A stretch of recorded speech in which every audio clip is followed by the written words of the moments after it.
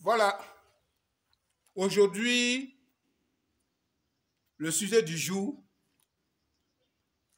sera la maladie des pattes des lapins.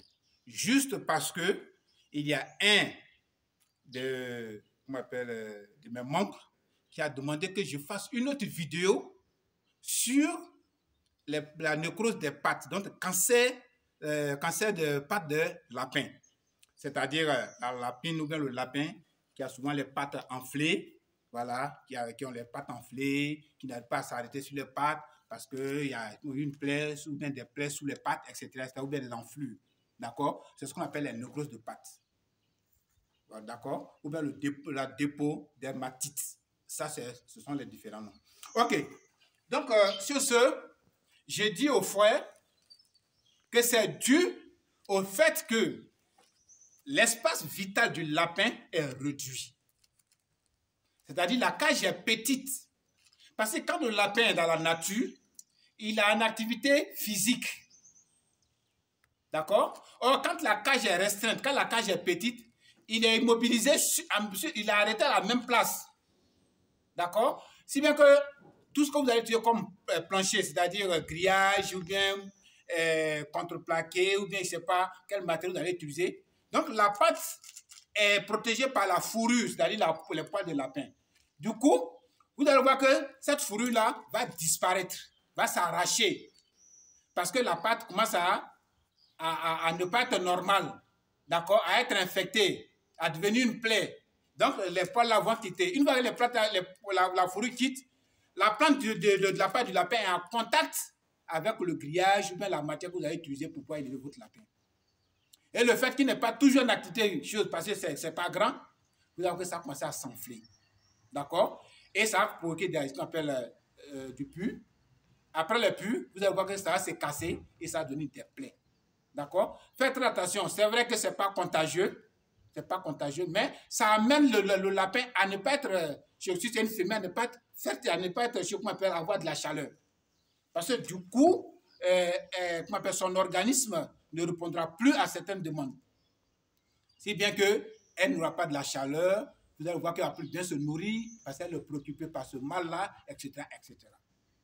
Donc faites très attention à, à la nécrose de pattes, qui est une maladie qui est très dangereuse parce que, du coup, surtout quand la femelle est allaitante, elle est embêtée par les latéraux, vraiment c'est tout un tas de problèmes.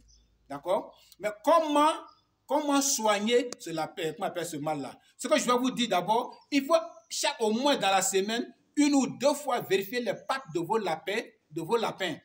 Parce qu'il est bien de soigner, donc de traiter cette maladie-là, ou bien ce lapin, la maladie à l'état précoce. C'est-à-dire où elle n'est pas encore très avancée. Parce que quand elle est très avancée, elle est difficile à soigner, elle est difficile à guérir.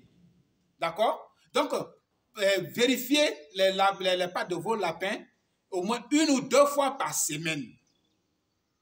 1 ou 2 fois par semaine. Là, comme ça, vous aurez la chance de traiter le lapin atteint de cette maladie à l'étape précoce. D'accord? Parce que quand c'est très avancé, c'est difficile à guérir et il se pourrait que le lapin trouve la guérison, mais que ça revienne. Parce que peut-être que ce n'est pas encore bien fini et puis bon, etc. Ou bien les mêmes symptômes sont là, ou bien les mêmes problèmes se posent parce que la cage n'arrive pas à changer la dimension. C'est pourquoi on vous demande d'agrandir les cages des lapins. Au moins 50 sur 50, c'est un peu bon. D'accord? Voilà. Maintenant, il faut des antibiotiques. Les antibiotiques pour pouvoir soigner le lapin qui souffre de, le cancer de pattes, qu'on appelle dépôt dermatite. D'accord? Voilà. Chers amis, elle n'est pas contagieuse. Cette maladie n'est pas contagieuse. Je répète, elle n'est pas contagieuse ni pour les hommes, ni pour les animaux. Mais juste que c'est parce que l'espace vital du lapin n'est pas respecté. Et n'a pas assez d'espace pour pouvoir faire une activité physique. C'est tout ça qui provoque cela.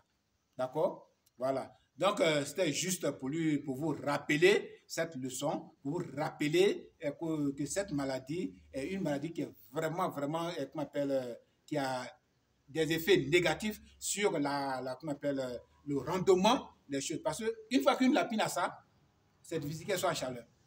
Ou bien, elle a fait sa mise bas, mais pour aller allaiter ses lapéraux, elle a du mal à se déplacer. Donc, du coup, les lapéraux peuvent mourir parce qu'ils n'arrivent pas à bien téter. Vous voyez un peu. Voilà. Donc, ça a un effet négatif sur sur le rendement. Merci de m'avoir suivi. Merci beaucoup. Je dis bien de choses à tout le monde, à tous les frères burkinabés, maliens, togolais, béninois. J'ai dit bien de choses à tout le monde. C'est DGA pour la chaîne YouTube sur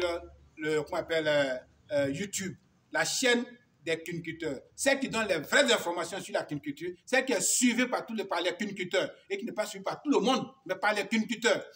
La preuve en est qu'il y a des gens qui ont des chaînes, ou bien si tu veux des forums, mais le forum est envahi par tout le monde. Ici, c'est uniquement des cuniculteurs. Et cette activité, quand tu t'intéresses, il faut t'abonner à cette chaîne-là qui va te permettre d'avoir des informations sur la cuniculture, qui va te permettre d'auto-orienter, qui va te permettre de te diriger ou bien de te coacher afin que tu puisses rentabiliser ton projet, comme l'a fait certaines personnes. Ils sont témoins du bienfait de ces vidéos que je mets sur la chaîne YouTube. Donc, je dis bien de choses à tout le monde, bien de choses et du courage à tous. Au revoir.